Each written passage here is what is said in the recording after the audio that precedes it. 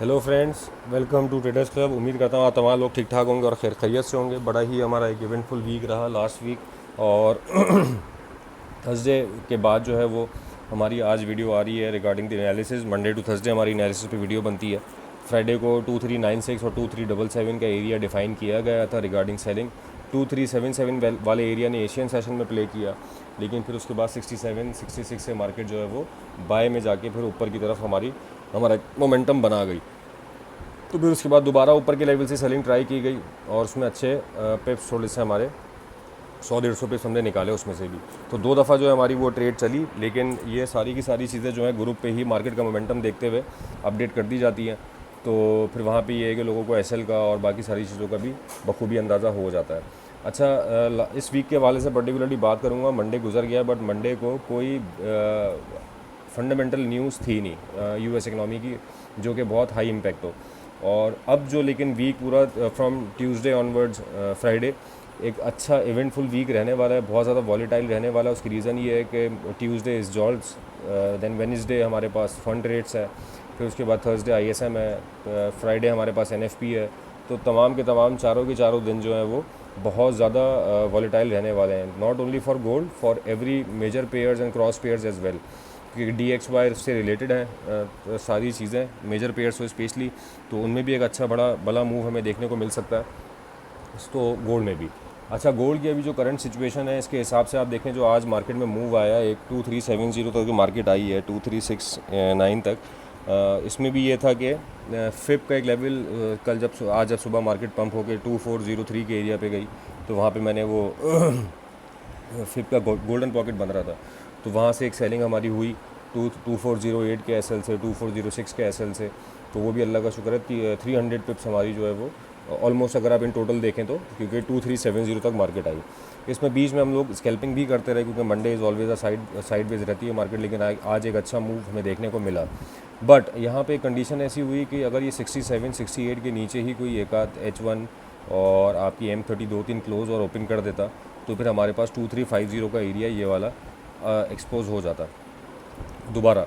लेकिन अभी जो है ये दोबारा 67 से अपनी सपोर्ट लेके 84 83 के एरिया पे अभी मार्केट खड़ी हुई है और क्लोज़ हो गई है इनफैक्ट। अब क्या सिनेरियो है दोस्तों मेरे पास अभी भी, क्योंकि 2405 एक दफ़ा रिजेक्ट हो चुका है, यहाँ से हम कोशिश दोबारा करेंगे सेलिंग की।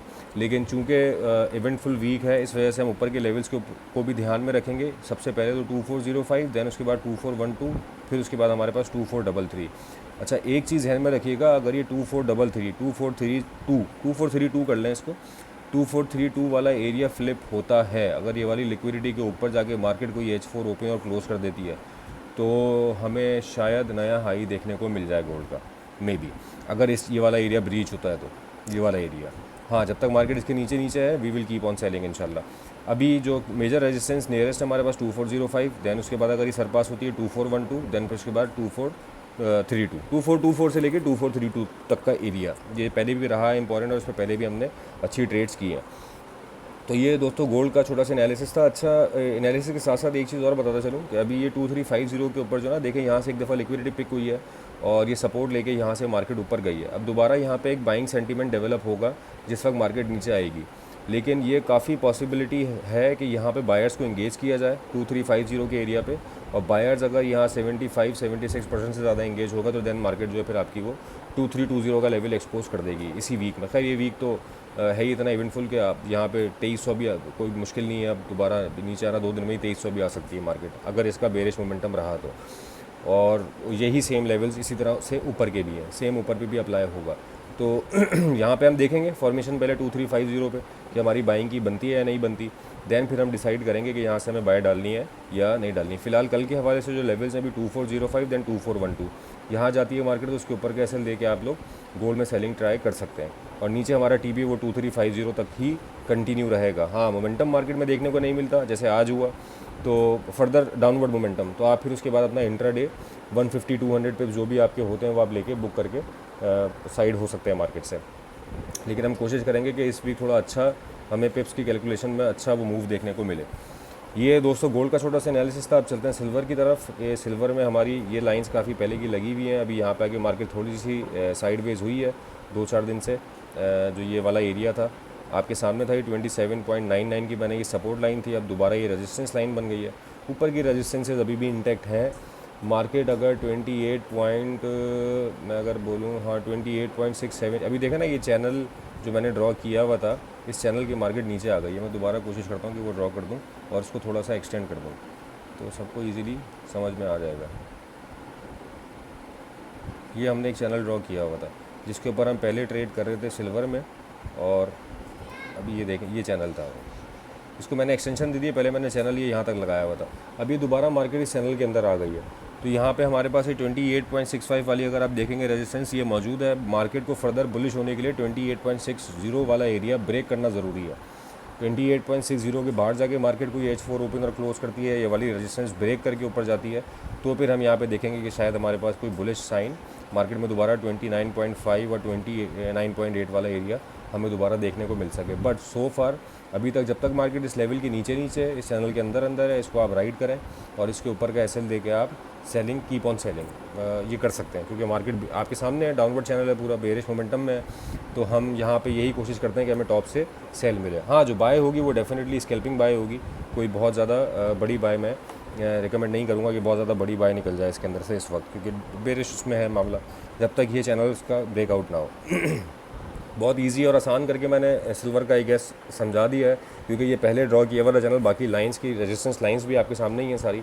अभी जो ये ग्रीन लाइन है आप इसको ये कंसीडर करें कि ये रेजिस्टेंस का ही रोल प्ले कर रही है, क्योंकि इसके नीचे ये क्लोजिंग हो गई है H4 की ना। तो अगर ये मार्केट नीचे रहती है तो फिर हमारे पास फर्दर टारगेट्स हम देख लेते हैं क्या रह सकते हैं, ये भी बताना ज़रूरी है भाई। बिल्कुल टारगेट्स के हवाले से ये 27 वाला एरिया, दैन फिर हमारे पास ये वाला 26.5। बाइंग की कंडीशन इसमें देखते हैं। अभी बाइंग की कंडीशन अगर हमें कहीं मिलती है तो इंशाल्लाह फिर बाइंग का भी ज़रूर सेटअप देंगे, क्योंकि नीचे मार्केट आ रही है अभी। इसको मैं थोड़ा सा 27 कर दूँ, सही है। एक लाइन मैंने ये लगा दी है और मैं इसको खैर अभी ग्रीन कर देता हूँ। एक मेरे पास ये 26.5 वाला एरिया, ये वाला, ये सपोर्ट की लाइंस हैं, इसलिए मैं इसको ग्रीन कर रहा हूँ। ये वाली लाइन भी मैं ग्रीन कर रहा हूँ। ये इन अ सेंस कि हमारे पास ये टारगेट के हवाले से भी रहे कि हमारी TP1 TP2 क्या हो सकती है। तो मार्केट ऊपर जाती है, आप इसका SL28, अभी तो खैर मार्केट बिल्कुल रेजिस्टेंस पे खड़ी हुई है, इसके ऊपर ये बड़ा शॉर्ट, बड़ा रिस्की है। रिस्की इन अ सेंस ये कि आप 28.17 बन रहा है ना ये, हाँ, तो 28.25 के ऊपर का आप SL देके अभी भी सेल कर सकते हैं।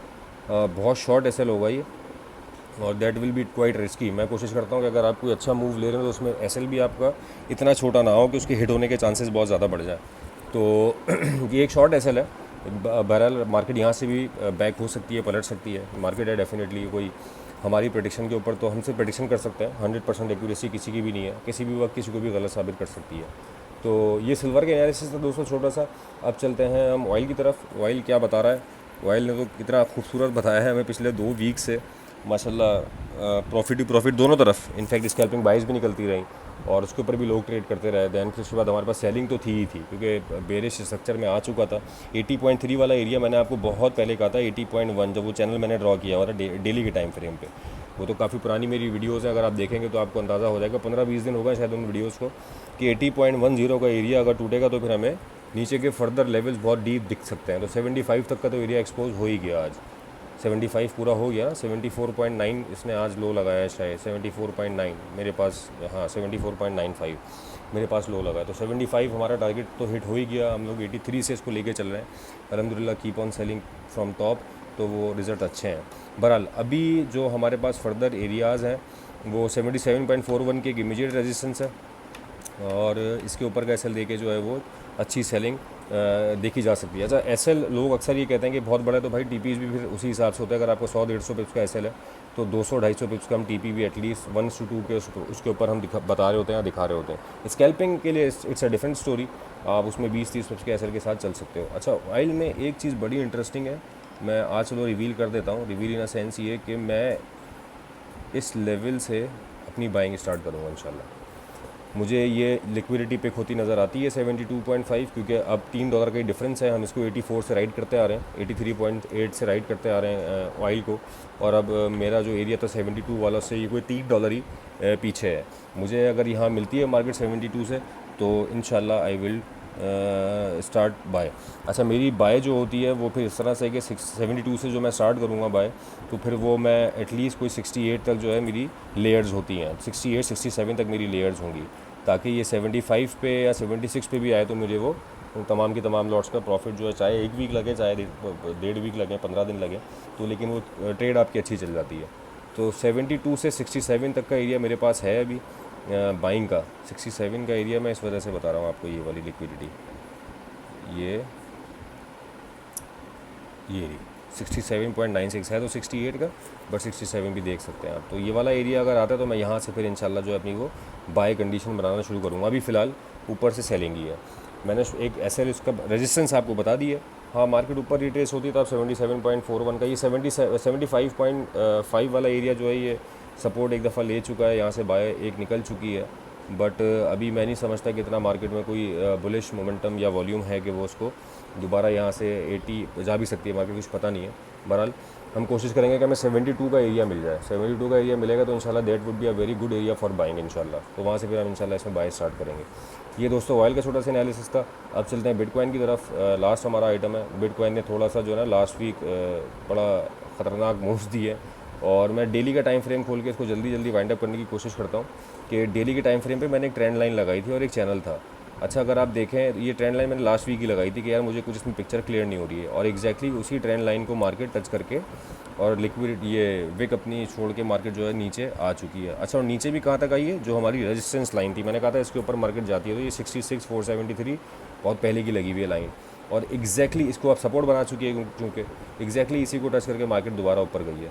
तो अभी हमारे पास यही सिनेरियो इंटैक्ट है। 70,000 71,000 जाता है तो हम यहाँ पे इस चैनल का एसएल देके इसको सेल कर सकते हैं। अगर वो सेल चलती है और ये वाला एरिया ब्रेक होता है 66 कर लें इसको, 66 वाला एरिया ब्रेक होता है तो अच्छी हमें डीप सेलिंग देखने को मिल सकती है बिटकॉइन में। और मैं ये वो कर रहा हूँ, ऑब्जर्व वो कर रहा हूँ, एक्सपेक्ट कर रहा हूँ कि हो सकता है, क्योंकि इस वीक डाटा है अच्छे खासे, तो इस वीक अच्छा एक बड़ा मोमेंटम हमें बीटीसी में देखने को मिले। तो ये दोस्तों बीटीसी का छोटा सा एनालिसिस था। 68 के ऊपर 70 के ऊपर अगर आपको ये मिलता है तो, क्योंकि आज इसने 70 लगाया है और अच्छे खासे पिप्स इसमें आज लोगों ने बनाए। मैं तो खैर बीटीसी में मेरी कोई ट्रेड नहीं थी टू बी वेरी ऑनेस्ट आज, बट मैं इसमें एनालिसिस करता हूँ। 4 आवर डेली के टाइम फ्रेम पे था ये, 4 आवर पे एक दफ़ा इसको और देख लेते हैं तो 4 आवर पे आपको और वाज़ेह नज़र आ जाएगी। देखें ये 4 आवर के ऊपर इसने इस ट्रेंड लाइन के ऊपर कोई भी 4 आवर H4 जो है वो ओपन और क्लोज़ नहीं की है, इस यही वाली ट्रेंड लाइन चल रही है। मैं थोड़ा उसका जूम आउट कर देता हूँ ताकि आपको अंदाज़ा और हो जाएगा। ये देखें ये डे 1 पे लगी हुई थी और इसको मैंने एक्सटेंड कर दिया 4 आवर के ऊपर, तो यहाँ इसके ऊपर अभी कोई क्लोजिंग आई नहीं है। इसके ऊपर क्लोजिंग आती है तो फिर ये मार्केट फर्दर ऊपर 72 जाने को तैयार है। 72 तो खैर बहुत ही करीब है, और ये चैनल को छोड़ के शायद फिर कोई नया हाई जो है वो लगा दे। और ये मेरे ख्याल से कोई H4 ये बन रही है 70,000 के एरिया के करीब, 69,500। तो 70,000 ही कंसिडर करें आप इसको। 70,000 के ऊपर कोई H4 ओपन और क्लोज हो जाती है तो मेरे हिसाब से मार्केट में फिर नया हाई हमें देखने को मिल जाएगा। ये था दोस्तों छोटा सा एनालिसिस रिगार्डिंग टुमारो। उम्मीद करता हूँ आप लोगों को पसंद आया होगा, और अगर पसंद आया हो तो ज़रूर अपने सजेशंस और व्यूज़ दिया करें हमें, ताकि हम कोशिश करें कि और अच्छा एनालिसिस इसमें जो हमने सीखा उसके हवाले से कर सकें। और उम्मीद करता हूँ कि आगे आने वाला week from Tuesday till Thursday हमारा फ्राइडे इंशाल्लाह हमारा प्रॉफिटेबल होगा। और अपना बहुत ख्याल रखिएगा। Thank you so much for your time.